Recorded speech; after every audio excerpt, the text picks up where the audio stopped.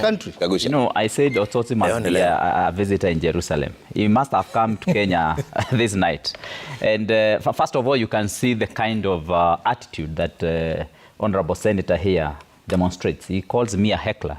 Yeah, because when people are talking, even our viewers can see we have allowed him excessive time to give his points. It's not your show. And the person allocating the time there. Of course. Yes, he's the one to allocate you. Let him finish. Of course. But Trevor gave me time to speak. When I'm speaking, he's calling me a heckler because I'm the only MP here. Don't you get surprised that I'm the only MP here? Let's focus on the main discussion here. How does this all end? You know, Trevor, yes. Trevor, I want to educate Kenyans. And Kenyans need to understand the reverse psychology that ODM has been using over years. Number one, they use violence as their trademark, as we have said here before. Number two, those issues that you're hearing them talk about, paying people to cause mayhem in their own demonstrations so that they can attract sympathy, is what they are known for. And that is exactly what they are doing.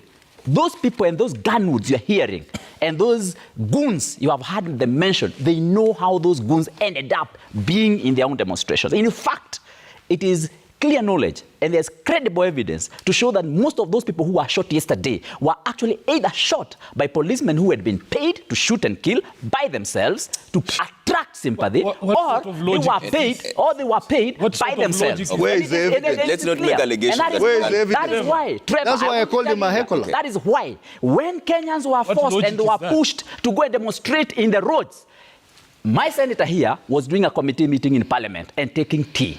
My senator here was also in the minorities office taking tea. They were not out there demonstrating. Our senator here in Nairobi only came out in the night to go and count the number of deaths that were meted on their own people by their own arrangement. I want to tell you this. Good Kenyans, we agree we have problems as a country. We agree that there are serious challenges to do with the cost of living. But those challenges are not going to be handled when we mix our issues with the ODM issues. Because ODM, they have their own troubles. Right. They have their own violent bitterness of losing an election. Now, if you want to mix our own problems with that of ODM, just know that you're on your own. In fact, don't put your life on the harm's way. Okay. Do you know why I say this?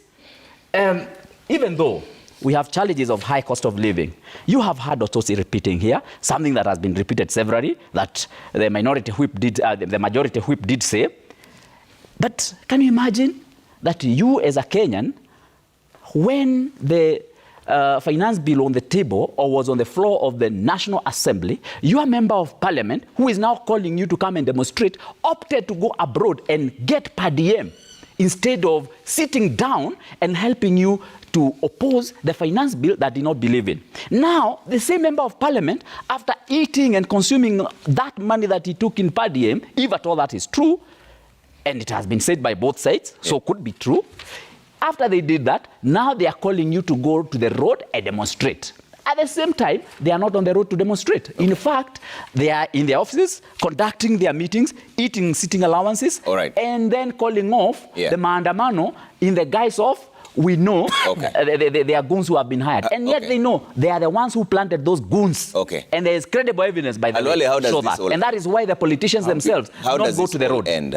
How do we end this entire conversation? Because now there's just blame game on one side or the other side. How does this stop?